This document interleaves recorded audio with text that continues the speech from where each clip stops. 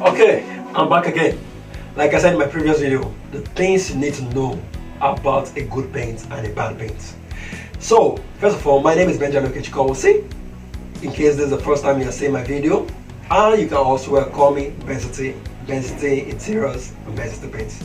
First of all, do well to follow my social media handles. There you're gonna see so many amazing videos of mine. I'm also into paint production. I teach on paint mixing. You're gonna see most of my videos on paint mixing and the things you need to know about paint, about the good paint and the bad paint.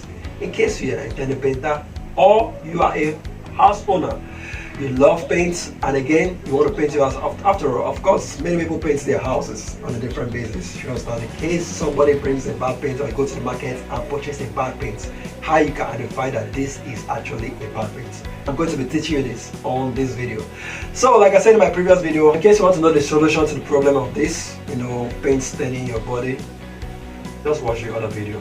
Follow me on my social media handles, Bencity Interiors and Paints. That's where you're going to see a lot of videos how I talk about all the things you need to know about paint. Now we are moving to the second phase on how you're going to identify a bad paint. Now what we call coverage. There are some paints you buy, you notice that as a painter, or even they come to paint your house, you notice that they paint the first one, the paint behind the one you painted on the wall, the existing paint on the wall is still showing very well, and you paint the second one and it's still showing. Bro, that's a bad paint. Very bad. Number one is lack of what we call coverage. So how are you going to solve that? That what we call titanium, they're outside in the market.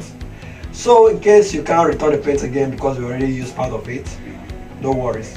You just go to the market and tell them that you need what we call titan.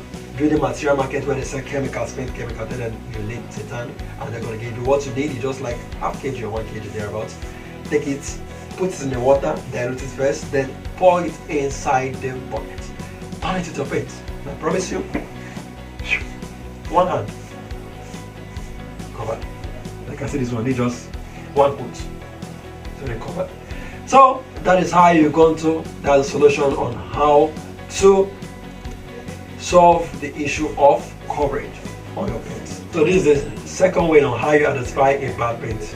So the third way is on how you identify a paint that is bad, a paint that is not of good quality. But before I say the third one, you want to like my video first.